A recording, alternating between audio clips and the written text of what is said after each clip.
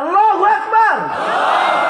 যত বেশি বলবেন তত খাতির জোরে বলেন বাড়বে। কার সাথে? আরো জোরে বলেন, আল্লাহর সাথে খাতির বাড়তে থাকবে। প্রতিদিন জিকির করবেন সুবহানাল্লাহ, আলহামদুলিল্লাহ, লা ইলাহা ইল্লাল্লাহ, আল্লাহু আকবার। সুবহানাল্লাহ, আলহামদুলিল্লাহ, লা ইলাহা ইল্লাল্লাহ, আল্লাহু আকবার। এই একসাথেও 100 বার পড়তে পারেন তাহলে 400 হয়ে যাব। অথবা এমনি পড়তে পারেন সুবহানাল্লাহ সুবহানাল্লাহ সুবহানাল্লাহ সুবহানাল্লাহ সুবহানাল্লাহ 100 বার। আবার 100 শেষ হয়ে যায় আলহামদুলিল্লাহ আলহামদুলিল্লাহ আলহামদুলিল্লাহ আলহামদুলিল্লাহ 100 বার। আবার লা ইলাহা ইল্লাল্লাহ লা ইলাহা ইল্লাল্লাহ, বাম পাশে জরব লাগান লা ইলাহা ইল্লাল্লাহ, গায়রুল্লাহ বের করেন, ভিতরে শুধু কে? আরো জোরে বলেন কে? এরপরে আল্লাহর বরত্ব বলবেন আল্লাহু আকবার আল্লাহু আকবার আল্লাহু আকবার আল্লাহু আকবার। আমি নিচু বড় উঁচু কে? আমি ছোট বড় কে? আমি ফকির ধনী কে? আমি গোলাম আমার মাওলা কে? সুবহানাল্লাহ ওয়ালহামদুলিল্লাহ লা ইলাহা ইল্লাল্লাহ সুবহানাল্লাহ ওয়ালহামদুলিল্লাহ লা ইলাহা ইল্লাল্লাহ লা ইলাহা ইল্লাল্লাহু মুহাম্মাদুর রাসূলুল্লাহ। প্রতিদিন কিছু জিকির ওয়াদা করব। কারা কারা? মাশাআল্লাহ। প্রতিদিন কিছু কোরআন কারীমের তিলাওয়াত করা। যারা তিলাওয়াতুল কোরআন করে তাদের আল্লাহ মাগফিরাত দেয়। যারা কোরআন পড়ে তাদেরকে আল্লাহ তাআলা মাফ করে দেয়। কোরআন পড়া লাগে না, কোরআন শুনলেও মাগফিরাত পাওয়া যায়। যারা কোরআন শুনে তাদের আল্লাহ পাক মাগফিরাত দিয়ে দেয়। কোরআন শুনলে পরে কলব পরিষ্কার হয়ে যায়। কোরআন শুনলে পরে কলবের ভিতরে আল্লাহ পাকের মহব্বত বেড়ে যায়। পড়লে শুনলে প্রত্যেকটা অক্ষরে অক্ষরে 10 করে নেকি আমলনামায় জমা হয়ে যায়। কারণ কোরআন কালামুল্লাহ। কোরআন কার কালাম? জোরে আওয়াজ করে বলেন কার কালাম? আরো জোরে আওয়াজ করে বলেন কার কালাম? আল্লাহর রাসূল বলেছেন যারা কোরআন পড়ে তারা আল্লাহর সাথে কথা বলে। কোরআন যখন পড়তে থাকে রব্বুল আলামিন বান্দার সাথে কোরআনে কারীমের মাধ্যমে কথা বলতে থাকে। কোরআনের সাথে তিলাওয়াতের সম্পর্ক যাদের ভালো তাদের সাথে আল্লাহর সাথে খাতির ভালো হয়। কোরআন পড়লে পড়ে ফেরেশতাগণ লগেও খাতির বেড়ে যায়। কোরআন পড়লে পড়ে তার ঘরের ভিতরে ফেরেশতাদের আনাগোনা শুরু হয়ে যায়। এক সাহাবী ঘরের ভিতরে কোরআন শরীফ পড়তেছে, সূরা কাহাফ পড়তেছে। জুমার দিনে সূরা কাহাফ পড়া এটা সুন্নত আমল। যারা শুক্রবারে সূরা কাহাফ পড়বে তাদেরকে আল্লাহ তাআলা দাজ্জালের ফিতনা থেকেও হেফাজত করবে। সুবহানাল্লাহ। আগামীকাল কইেন, জোরে আওয়াজ করে বলেন দাজ্জালের ফিতনা থেকে হেফাজত করবে। কইবেন যে দাজ্জাল কে আইছে? নবীজি বলছে ছোট ছোট দাজ্জালও আছে।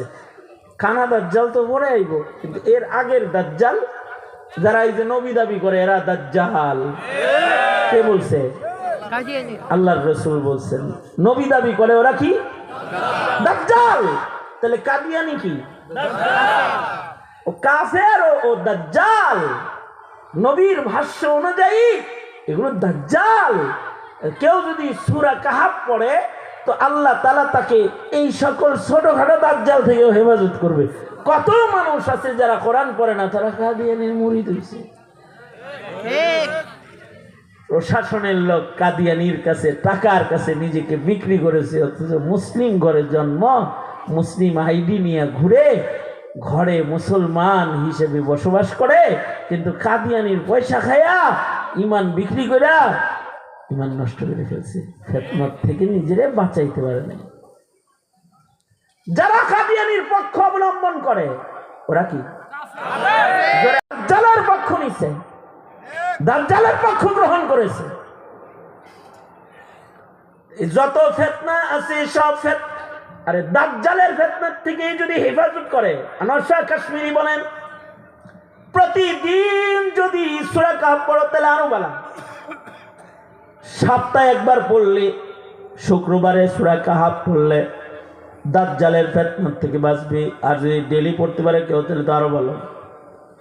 ডেলি পড়ারও কিছু সূরা আছে, যেমন সূরা ইয়াসিন প্রতিদিন সকাল বেলায় পড়া, রাতের বেলায় সূরা ওয়াকিয়া সন্ধ্যার পরে পড়া, শোয়ার পূর্বে সূরা মুলুক পড়তে থাকা, প্রত্যেক নামাজের পরে কম আজ কম একবার ইখলাস, একবার ফালাক, একবার নাস পড়া, হার ফরজ নামাজের পরে একবার করে পড়া, প্রত্যেক ফরজ নামাজের পরে কম আজ কম একবার আয়াতুল কুরসি পড়া, ফজরের পরে মাগরিবের পরে সূরা হাশরের শেষ 3 আয়াত তিলাওয়াত করা, মাঝে মধ্যে রবের কালাম যেখান থেকে সোজা লাগে সেখান থেকে পড়তে থাকা।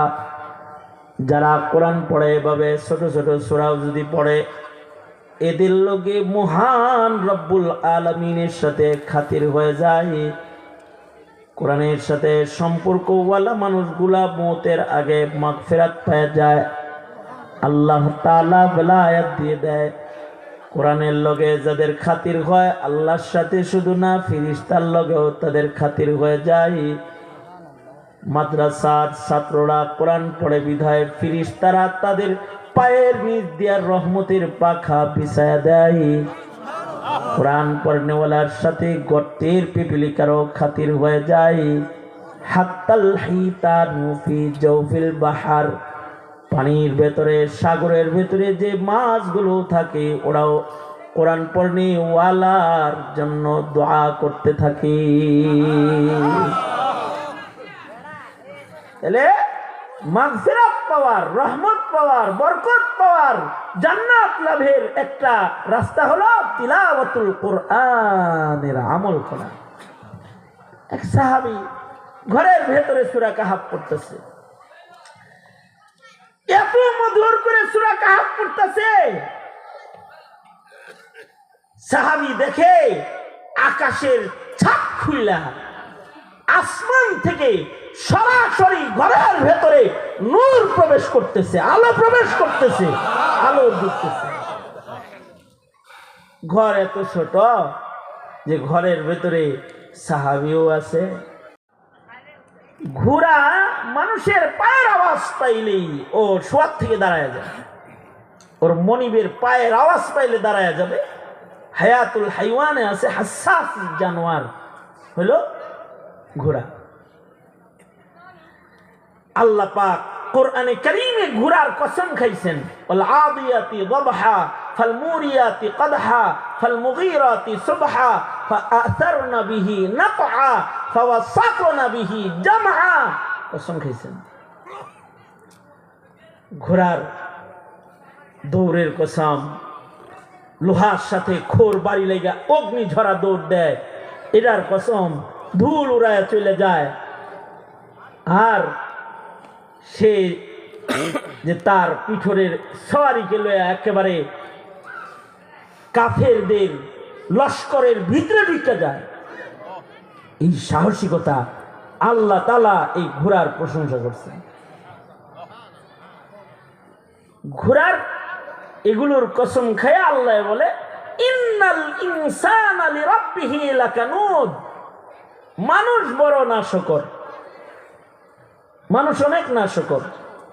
ইন্না তাকি ইন্নাল ইনসানা লিরাব্বিহি লাকানুদ, একদিকে লাম তাকিদ, কানুদ মুবালাগা তাকিদ।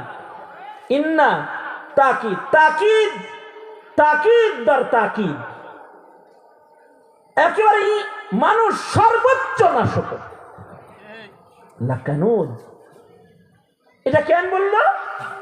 ঘোড়ার কসম খেয়ে জন্য বলছে। ঘোড়ার ভিতরে শুকরিয়া আছে, কিছু মানুষ আছে ওগোর ভিতরে শুকরিয়া বলতে নাই। ঘোড়া কত শুকর গুজার। মনিব তার পিঠে বসে রয়েছে, লাগাম টেনে যাইতেছে, 100 কিলোমিটার স্পিডে যাইতেছে।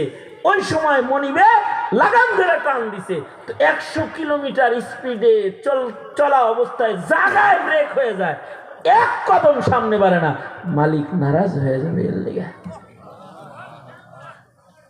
ওই সময় ধুলা উঠতে থাকে। আল্লাহ এটা কসম করে ফেলছেন।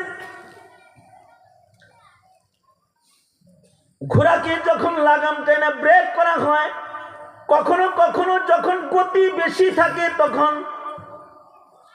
লাগাম ধরে টান দিলে ওর নাক সিরা রক্ত বের হয়ে যায়, তারপরেও মনিবরে লইয়া ও চলতে থাকে।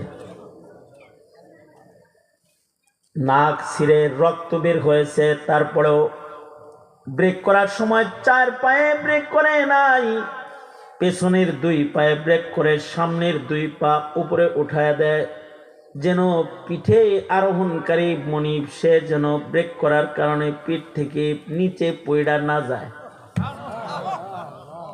মালিকের প্রতি খেয়াল করে যুদ্ধের ভেতরে ঢুইকা দুশ্মনের তীর দেখতে থাকে। তীর নিজের গায়ে লয়, কিন্তু মালিকরে বাঁচায় যায়। ঘোড়া কয়টা খোল খাওয়াইলা, কয়টা কুড়া ভুসি তারে খাওয়াইলা, তাই তোমার এতটা ফরমাবরদার গোলাম সে হইল। কুকুররে একটু মার খাওয়াইলা, এর লেগে তোমার ভক্ত হইয়া তোমার ঘর পাহারা দিল। কিন্তু তুমি বনি আদম 80 বছর ভইরা 90 বছর ভইরা রবের নিয়ামত ভোগ করলা। আল্লাহ পাক তোমাকে ঘুম পাড়াইলো, তোমাকে জাগাইলো, তোমাকে কলবে ইতমিনান দিল, দেখার জন্য চোখ দিল, শোনার জন্য কান দিল, হাঁটার জন্য পা দিল, কাজ করার জন্য হাত দিল, দেহের ভেতরে কুদরতি রক্ত যোগান দিয়ে দিয়ে তোমার দেহে শক্তি দিল।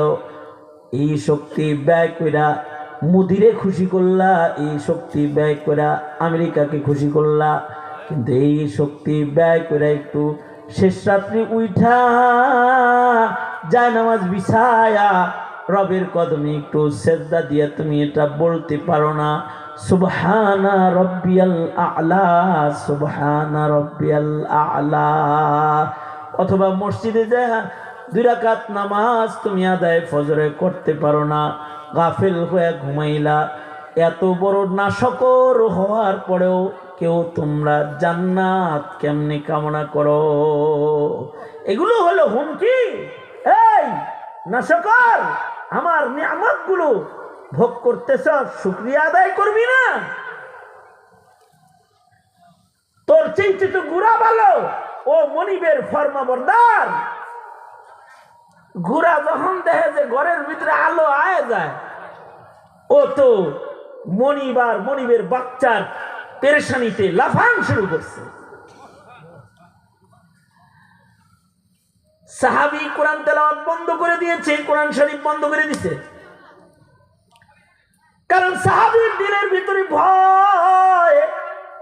ছোট্ট ঘর, ঘোড়াটা লাফ দিয়ে যদি আমার বাচ্চার পেটে পিঠে পাড়া দিয়ে দেয়, তাহলে ঘুমন্ত বাচ্চা ক্ষতিগ্রস্ত হয়ে যাবে। ঘোড়া লাফাইতে লাফাইতে যদি আমার বাচ্চার গায়ে পাড়া দেয়, তাহলে তো মুশকিল হয়ে যাবে। এ কারণে তিলাওয়াত বন্ধ করে দিচ্ছে। আল্লাহর রাসূলের কাছে ফজরের পরে যায়, কয় আল্লাহর নবী, রাত্রে কোরআন পড়তেছিলাম, আকাশ থেকে নূর ভেতরে আসা দেওয়া শুরু করলো, ঘোড়াটা লাফান শুরু করলো, আমি ভয়ে তিলাওয়াত বন্ধ করে দিলাম। আল্লাহর রাসূল বলে, সাহাবী তিলাওয়াত বন্ধ করছস কেন? তিলাওয়াত চালায় যেতি, যদি তুই তিলাওয়াত জারি রাখতি, নূর আসা যাওয়া দেখেছি, সেটা নূর নয়, এটা হলো আল্লাহ পাকের মালাইকা ফিরিস্তারা তোর ঘরে আসা যাওয়া শুরু করছিল। তুই যদি কোরআন তেলাওয়াত বন্ধ না করতি, তাহলে এই ফিরিস্তারা শুধু আসা যাওয়া না, তারা তোর সাথে মুসাফা করত, মুআনাকা করত, কথা বলতো। আল্লাহু আকবার। তিলাওয়াতুল কোরআনের মাধ্যমে মানুষ এত পবিত্র হয় যে পবিত্র ফেরেশতারা তার সাথে মুআনাকা করতে আসে। বান্দাকে আল্লাহ পাক মাগফিরাত দেয়, বান্দাকে আল্লাহ পাক রহমত দেয়, নিয়ামত দেয়। ওয়াসারিউ ইলা মাগফিরাতিম মির রাব্বিকুম ওয়া জান্নাতিন আরদুহাস সামাওয়াত ওয়া জান্নাতিন আরদুহাস সামাওয়াতু ওয়াল আরদু উইদ্দাত লিল মুত্তাকিন। জান্নাতের দিকে আগাইতে হবে, মাগফিরাতের দিকে আগাইতে হবে। যে কাজ করলে মাগফিরাত, যে কাজ করলে আল্লাহর জান্নাত, সেটা যত বেশি পরিমাণে করা যায়। এ কারণে প্রতিদিন কোরআন পড়বেন, নিজের বাচ্চাকে প্রতিদিন কোরআনে কারীম পড়তে আদেশ করবেন ইনশাআল্লাহ। জোরে করে বলেন ইনশাআল্লাহ। জান্নাত জান্নাত পাওয়া যাবে। আল্লাহর রাসূল বলেন, কেউ যদি জান্নাতে ঢুকতে চাও তাইলে আখলাক ভালো করবা। যার আখলাক ভালো, চরিত্র ভালো, নবীজি বলেন আমি তার জান্নাতের জামানত নিলাম, জামিনদার হইলাম। তাকে আমি আল্লাহর কাছ থেকে জান্নাতে বাড়ি নিয়ে দিব যদি কারোর চরিত্র ভালো হয়। নেতায় কইছে তোমারে বাজারে একটা দোহান দিব, এর লেগে চাঁদাবাজি করো নেতার পক্ষে। আর নবী বলে চরিত্র ভালো করো, আমি জামিনদার হইলাম, তোমাকে জান্নাতের মাঝখানে মিডলে একটা বাড়ি লয়ে দিবে। আল্লাহু আকবার জোরে করে বলেন। নেতার কথা বিশ্বাস করলা? নেতার বেল নাই, নেতা নিজেই বাইকে বসছে। নবীর কথা বিশ্বাস করবে না? নবী বলে আনা জাইম বিবাইতিন ফি ওয়াসাতিল জান্নাহ। আল্লাহর রাসূল বলেন আমি জামিনদার হয়ে গেলাম যে জান্নাতের মাঝখানে তাকে বাড়ি নিয়ে দিব আমি। লিমান হাসানা খুলুকাহু, যে তার চরিত্র ভালো বানাবে, আমি আল্লাহর জান্নাতের ভিতরে মাঝখানে রাজধানীতে তাকে আল্লাহর কাছ থেকে বাড়ি আদায় করে দেব। চরিত্র ভালো করার জন্য কিছু মৌলিক নীতি আল্লাহর রাসূল বলেন আর হাদিসে, তোমরা তোমাদের মুখ আর লজ্জাস্থান পবিত্র রাখো, আমি তোমাদের জান্নাতের জামিনদার হয়ে যাব। তুমি দুইটা জিনিসের জামানত দাও, মা বাইনা লিহিয়াইহি ওয়া মা বাইনা রিজলাইহি। লজ্জাস্থান অপবিত্র করবা না, মুখ অপবিত্র করবা না। তো আমি তোমার জন্য জান্নাতের জামানত দিয়ে দিলাম, তোমাকে জান্নাতে আমি নিজ জিম্মায় প্রবেশ করাই দেব। মুখ ভালো করা। মানুষের জীবনের যত মুসিবত আসে মুখ খারাপ হইলে আসে। যেমন হাসিনা, হ্যাঁ মুসিবত গুলো সব আইছে মুখ খারাপ হওয়ার কারণে। তো এই কাওয়াকাদের মুখ খারাপ হওয়ার কারণে মুসিবত আসছে। এখনো মুখ খারাপ, এখনো যে কৃতকর্মের জন্য বলবে জাতি আপনাদের কাছে মাপ চাই, তা কয় না, কয় যে সব ফুটেজ রাখতেছি, আইয়া লই আবার দিব, আইও তোমারে দিব।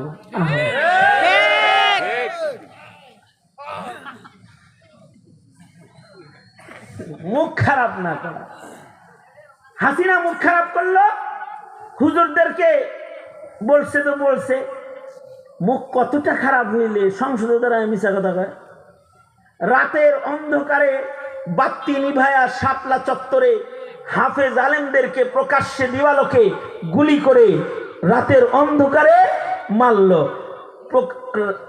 রৌদ্র উঠার আগে, সূর্য উঠার আগে এইগুলোকে গরম পানি দিয়ে ধুইয়া রাস্তাঘাট সাফ করলো, লাশগুলোকে গুম করলো, আর বলল সংসদে দাঁড়ায়া সাউন্ড গ্রেনেড বাজাইছি আর হেরা রং মাইখে শুয়েছিল।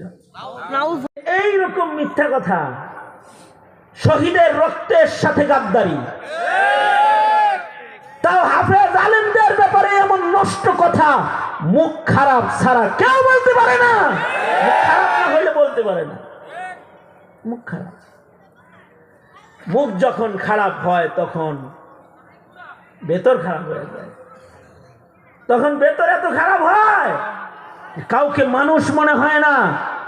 হাসিনা তো ক্ষমতায় চেয়ারে বসে থাকার জন্য বাংলাদেশের সব মানুষ মারতেও রাজি। এইরকম ভেতর খারাপ হয়ে গেছে। মুখ মুখ মুখ মুখ ভালো রাখতে হবে। আমার মুরব্বীরা বলে মুখ ভালো যার বুক ভালো তার, বুক ভালো যার সব ভালো তার। মুখ ভালো যার কলব ভালো তার, মুখ খারাপ যার দিল খারাপ তার, দিল খারাপ যার সব খারাপ তার। মুখ পবিত্র, মুখ পবিত্র রাখার তরিকা মুখে ওই কথাগুলো উচ্চারণ না করা যা করলে আল্লাহ নারাজ হয়। মিথ্যা বললে আল্লাহ নারাজ হয়, গীবত করলে আল্লাহ নারাজ হয়, চগলখুরি করলে আল্লাহ নারাজ হয়, তোহমত দিলে এগুলো মুখ দিয়া হয়, এগুলো হবে না। মুখে মুখে জিকির হবে, মুখে তিলাওয়াত হবে, মুখে দাওয়াত হবে, মুখে তাবলীগ হবে। মুখে হাসিনার বদনাম করলে আবার এটা গীবত না, কিন্তু শয়তান রে না চিনাইলে চিনবো কেমনি, কাদিয়ানি রে না চিনাইলে চিনবো কেমনি, নাস্তিক রে না চিনাইলে চিনবো কেমনি? কি কথা কন না? না চিনাইলে চিনবো কেউ? চিনবো না তো। এটা আবার বদনাম না। আগের জমানার মুহাদ্দিসদের বদনাম মুহাদ্দিসরা করতে, এটাকে বলে আল জারহু ওয়াত তা'দীল এর বাহাস। তার কিছু দোষ ত্রুটিও কখন করা যাবে এই বিষয়ে সতর্ক করো, কাউকে বলে দিতে এই লোকটা ভালো হাদিস আছে কিন্তু হে মাঝে মাঝে খালি মাথায় হাঁটে, এটা একটা দোষ। খালি মাথায় হাঁটে, টুপি ছাড়া হাঁটে, মনে করেন এটা একটা দোষ।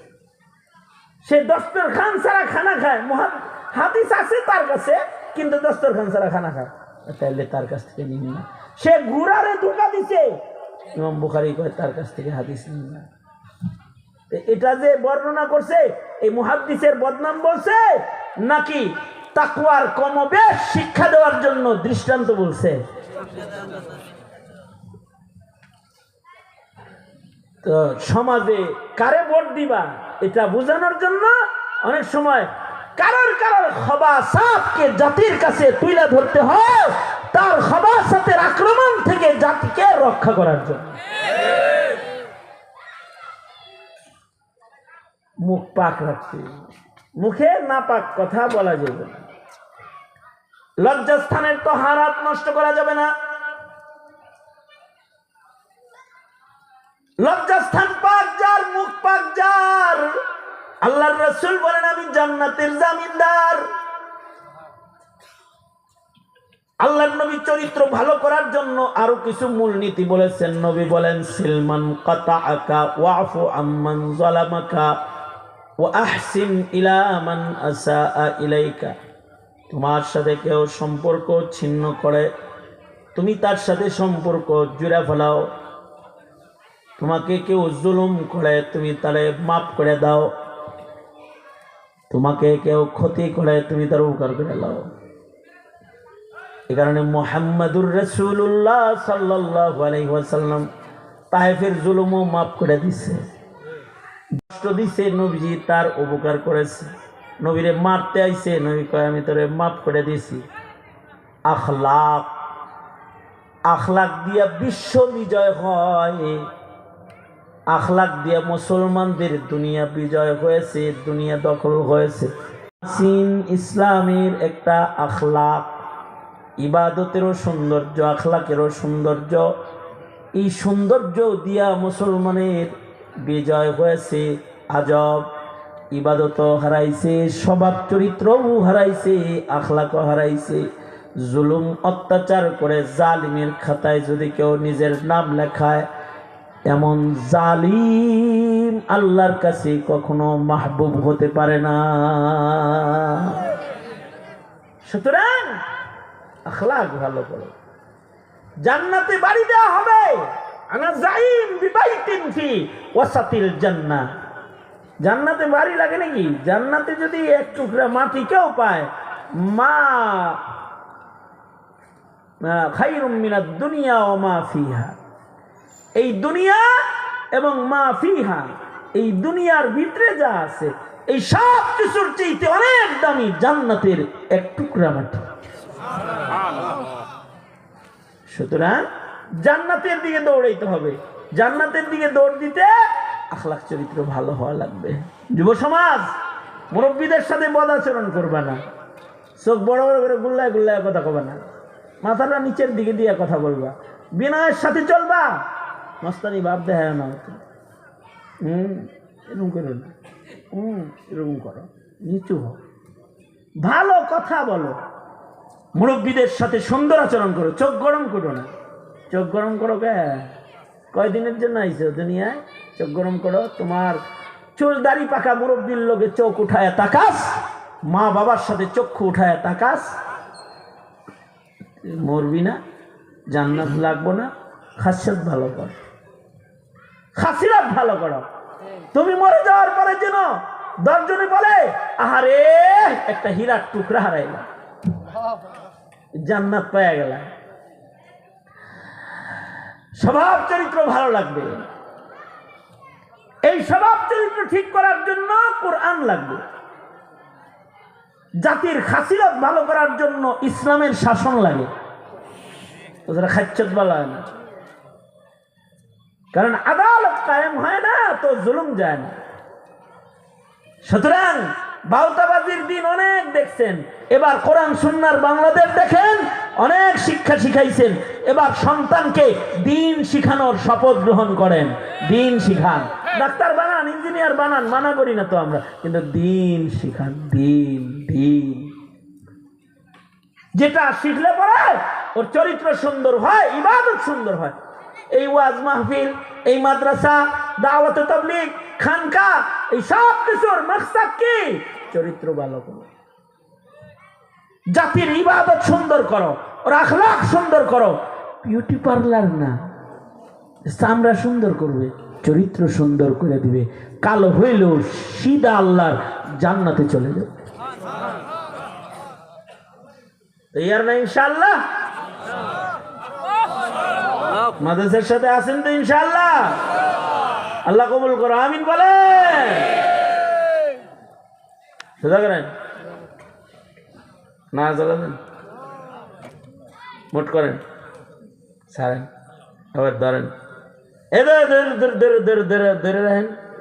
জোরে কন বিসমিল্লাহ, আরো জোরে কন বিসমিল্লাহ।